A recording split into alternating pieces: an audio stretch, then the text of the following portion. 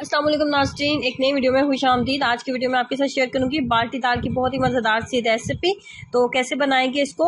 बाल्टी दाल बनाने के लिए 2 दालों का इस्तेमाल किया जाता है, जिसमें एक चने की दाल होती है, उसकी मिकदार हम रखेंगे एक कप के करीब। और 2 पे लेंगे माश की दाल, उसको भी उसकी मिकदार रखेंगे हाफ कप। आधा कप माश की दाल और 1 कप चने की दाल, दोनों को नमक डाल के तो हम जो है बॉयल कर लेंगे। सिंपल नमक डालेंगे, थोड़ा सा बॉयल कर लेंगे। उसके बाद लिया था हाफ कप के करीब कुकिंग ऑयल, उसके अंदर हमने जो है प्याज ऐड कर दिया। प्याज को हमने लाइट सा गोल्डन कर लेना, बहुत ज़्यादा डार्क ब्राउन हमने नहीं करना, ना ही बहुत ज़्यादा इसकी बुनाई करनी है।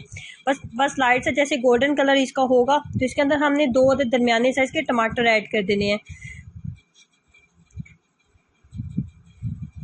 टमाटर बहुत बारीक फाइन करके ऐड करेंगे। जितना अच्छा मसाला हमारा रेडी होगा ना, इतना अच्छा आपको दाल का टेस्ट मिलेगा। तो क्या करना है कि प्याज और टमाटर जो है, जिनकी हमने अच्छी सी मैं बुनाई कर रही हूँ, अब यहाँ पे थोड़ा सा पानी ऐड करके तो ढक्कन के साथ इसको कवर कर दूँगी कि ये थोड़ा सा स्मूथ सा पेस्ट बन जाए। उसके बाद क्या करेंगे, इसके अंदर जाएगा 1 चाय का चम्मच लाल मिर्च पाउडर। उसके बाद इसके अंदर नमक ऐड करूँगी। नमक जो है ना, जब मैंने चने की दाल और माश की दाल को बॉयल करने के लिए रखा था तब भी मैंने नमक डाला था, तो इसलिए यहाँ पे नमक की मिकदार कम रखेंगे। नमक आप अपने टेस्ट के अकॉर्डिंग एडजस्ट कर सकते हैं। उसके बाद हल्दी पाउडर हाफ चाय का चम्मच। उसके बाद इसके अंदर राई दाना जाएगा। राई दाना बहुत मज़े का इसके अंदर टेस्ट देगा। 2 से 3 चुटकी बराबर राई दाना डालेंगे और मज़ीद इसके अंदर सफ़ेद ज़ीरा पाउडर का इस्तेमाल करेंगे। तमाम मसाले इसके अंदर ऐड करेंगे और चम्मच की मदद से अच्छे से मिक्सअप करने के बाद एक दफ़ा फिर ढक्कन के साथ कवर कर देंगे।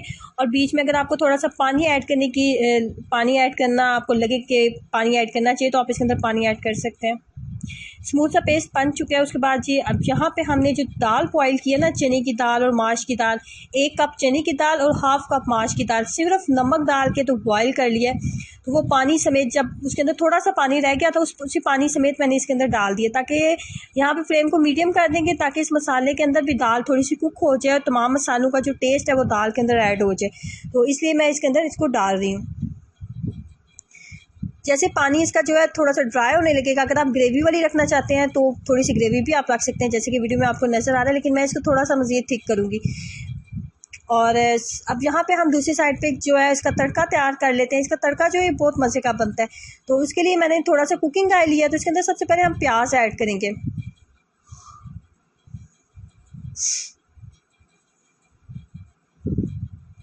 इसके अंदर हम प्याज डालेंगे, प्याज का कलर थोड़ा सा चेंज करेंगे। प्याज का कलर जैसे ही चेंज होगा तो मज़ीद हम चीज़ें इसके अंदर ऐड करेंगे, जिसमें होगा लहसुन के जवे होंगे, 2 लहसुन के जवे ऐड किए हैं।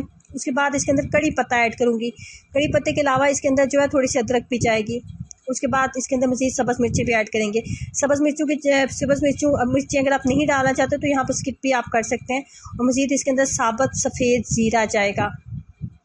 तमाम चीज़ों की जब आपको लगे कि हल्की सी खुशबू आने लगी है, किसी भी चीज़ को जलाना नहीं है, डार्क कलर नहीं आने देना आपने, वरना जो सारी दाल का टेस्ट है वो चेंज हो जाएगा। जैसे आपको इसकी हल्की सी खुशबू आने लगे, फ्लेम को बंद कर दें और दाल के ऊपर आप तड़का लगा दें।